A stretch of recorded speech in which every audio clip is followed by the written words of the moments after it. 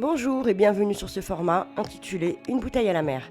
Alors avant tout, je vous souhaite à tous une très bonne année malgré tout, malgré ce qui se passe. Et excusez-moi pour ma voix, je suis assez malade comme vous pouvez l'entendre. Allez, c'est parti, on va direct dans le vif du sujet. On sort pas. Là, c'est ça. Je dépends de la juridiction de la commune locale, tribunal du peuple, par le peuple et pour le peuple. Je suppose que vous avez vu cette vidéo passer où cette dame ne contracte pas. Ils ont été pas mal ridiculisés sur internet et il y a même eu un envoyé spécial qui leur a été dédié. Alors ça titrait complotisme, je sais plus trop quoi. Bon bref, c'est pas le sujet. Ces gens-là font référence à la fraude au nom légal et à la loi de l'amirauté. On va décortiquer ça dans ma vidéo, essayer de comprendre. Ils font référence aussi au common law court, alors j'ai été voir sur le site, je vous laisse regarder et je vous laisse le lien en description si ça vous intéresse. On va continuer sur leur vidéo pour décrypter un peu tout ça, c'est parti.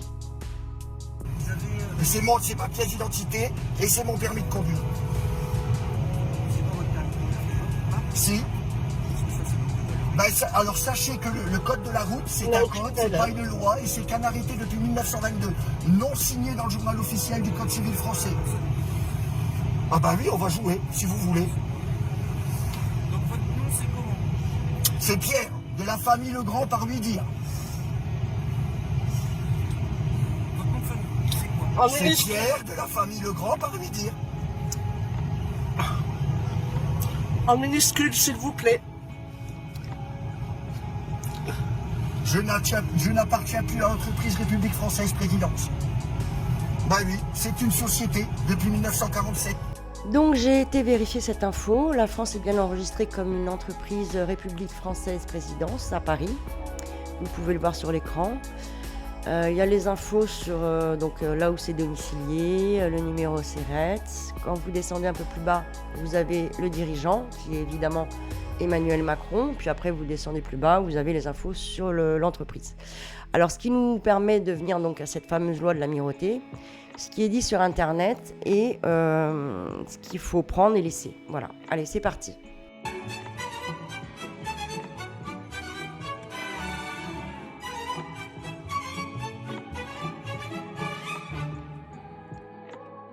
Ah, le gouvernement, il vous adore et il veut vous protéger. Assurez votre bien-être, il fait même tout pour faciliter le paiement des impôts, contraventions et frais de tribunaux. Comment? Bien, pour le savoir, il vous faut connaître votre homme de paille. Il est né le même jour que vous et vous ressemble.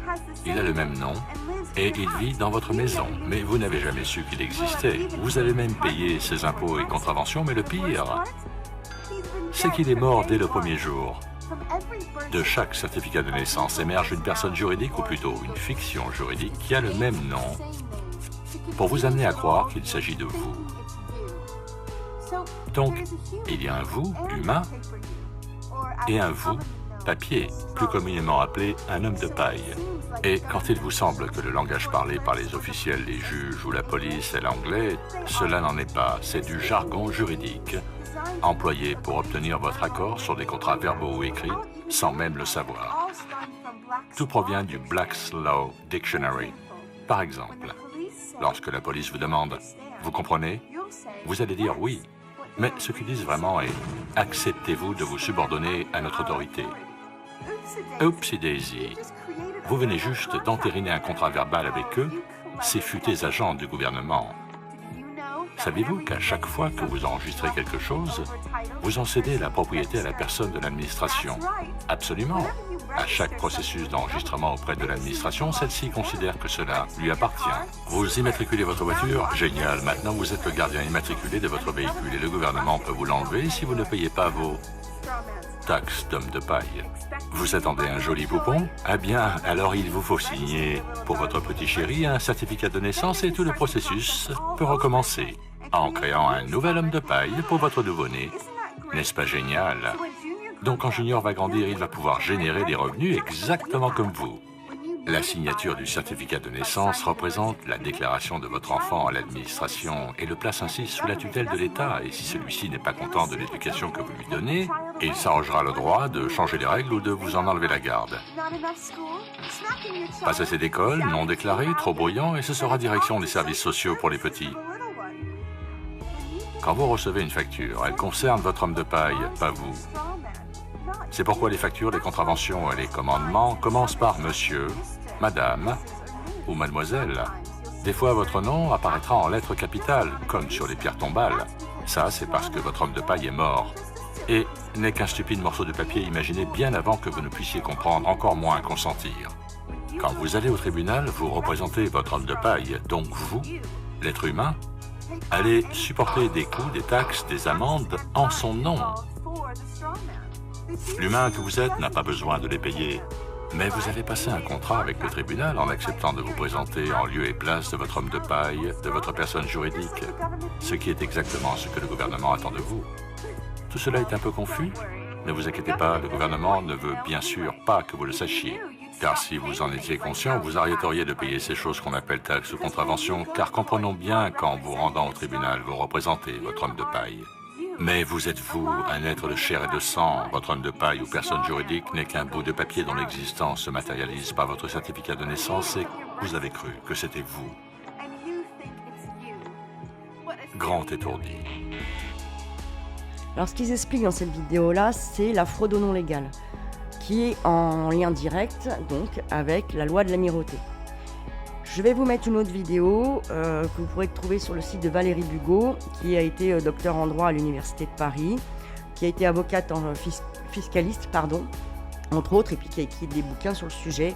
Et pour elle, il y a un affrontement entre le droit continental et le droit anglo-saxon. Je vais vous mettre la vidéo, vous allez mieux comprendre. Bonjour à tous. Aujourd'hui, on va s'attaquer à une idée assez détonnante. L'idée qu'une guerre, une vraie guerre, est en train de se jouer sous nos yeux. Mais attention, pas une guerre avec des tanks et des soldats, non. Une guerre menée avec des lois.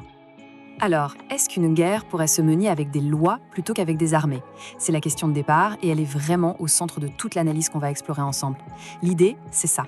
Le véritable affrontement, le choc fondamental, il n'aurait pas lieu sur un champ de bataille, mais dans les codes de loi, dans les tribunaux.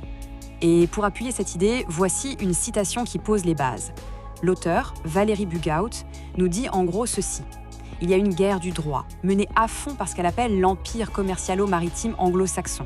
Et le truc, c'est que de l'autre côté, en France, dans les pays de tradition continentale, eh bien, on ne verrait même pas qu'on est en plein dedans. On ne se rendrait même pas compte de la bataille.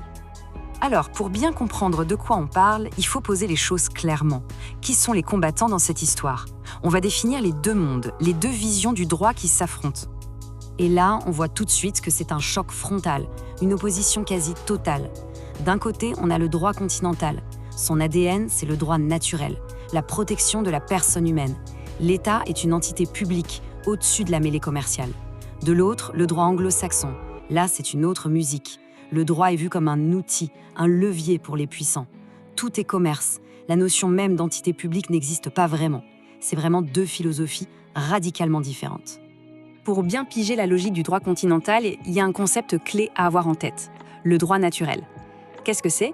En gros, c'est l'idée qu'il existe une justice intrinsèque, des principes de logique et de respect de la vie qui sont au-dessus des lois créées par les hommes. C'est une sorte de limite, un garde-fou pour empêcher que le pouvoir ne devienne arbitraire. Bon, mais concrètement, comment cette guerre se déroule en France, par exemple? L'analyse proposée, c'est celle d'une infiltration. Lente, progressive, une sorte de grand remplacement juridique. Un système qui en pousse un autre, petit à petit, souvent sous le joli nom de modernisation. Et cette chronologie, elle est assez parlante. On voit que ça commence doucement dans les années 60-80, puis dans les années 90, hop, grosse accélération. Les changements visent clairement à s'aligner sur le droit commercial anglo-saxon. En 2007, un moment clé, l'arrivée de la fiducie, qui est l'équivalent du trust anglo-saxon. Et plus récemment, dans les années 2010, la réforme du droit des contrats. Tout ça, présenté comme des modernisations, aurait en fait changé en profondeur l'esprit du droit français. Et voici quelques exemples de ces infiltrations clés. La fameuse fiducie, décrite comme un outil parfait pour faire circuler les capitaux vers les paradis fiscaux. Le concept de propriété économique, où celui qui contrôle un bien est considéré comme le vrai proprio, même sans titre légal. C'est une révolution.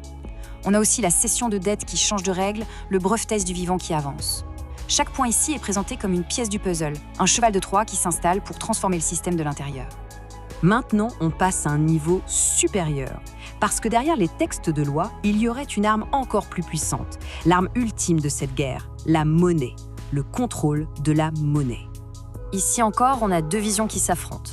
D'un côté, la monnaie vue comme un service public. C'est une institution créée par une autorité publique pour faciliter des échanges dans l'intérêt de tous. Simple, non? Et de l'autre, la vision qui se serait imposée. La monnaie comme une marchandise, un actif qu'on peut posséder, accumuler, une réserve de valeur. Et cette vision, elle justifie que des banquiers privés en prennent le contrôle pour servir leurs propres intérêts. C'est un changement de paradigme complet. Et comment cette prise de contrôle se serait-elle opérée? Eh bien, l'analyse décrit un processus en 4 étapes. D'abord, on change l'idée même de la monnaie pour en faire une marchandise. Ensuite, on crée des banques centrales privées qui ont le monopole de sa gestion avec la garantie de l'État. Troisième étape, on oblige les États à leur emprunter de l'argent, ce qui leur fait perdre leur souveraineté financière. Et enfin, étape ultime, en contrôlant les finances de l'État, on contrôle le politique. C'est un mécanisme implacable. Et attention, cette idée ne sort pas de nulle part. L'auteur cite l'historien Carroll Quigley, qui parlait déjà d'un plan, un plan de grande envergure des puissances du capitalisme financier. Le but ? Créer un système mondial de contrôle financier privé, capable de dominer la politique de chaque pays et l'économie mondiale. Ça donne le vertige. On arrive maintenant au cœur du réacteur, l'enjeu final de cette guerre du droit. Selon cette thèse, on n'est plus en train de parler de technique juridique ou de finance. On parle de quelque chose de bien plus fondamental. On parle de civilisation. Oui, les mots sont forts. Civilisation contre esclavage. L'analyse pose les choses de manière très binaire, très radicale. Ce serait le choix qui se dessine à travers cette bataille juridique silencieuse. Quel type de société voulons-nous pour demain ? Voilà donc les deux destins possibles qui nous sont présentés. D'un côté, la voie du droit anglo-saxon mènerait à une société régie par la loi de la jungle, la marchandisation de tout, la fin de la souveraineté et au bout du chemin, l'esclavagisme intégral. De l'autre, le droit continental serait le socle de la civilisation européenne, protégeant la sphère politique du commerce et défendant la dignité humaine. C'est vraiment la présentation de deux projets de société radicalement opposés. Et on termine avec cette question qui résume tout. Selon cette analyse, est-ce que l'avenir de la société est tout simplement en train de s'écrire dans les codes de loi ? Une question qui invite à regarder d'un autre œil ces textes juridiques qui peuvent paraître si austères. Car peut-être que c'est là, loin des projecteurs, que se joue une partie de notre avenir collectif.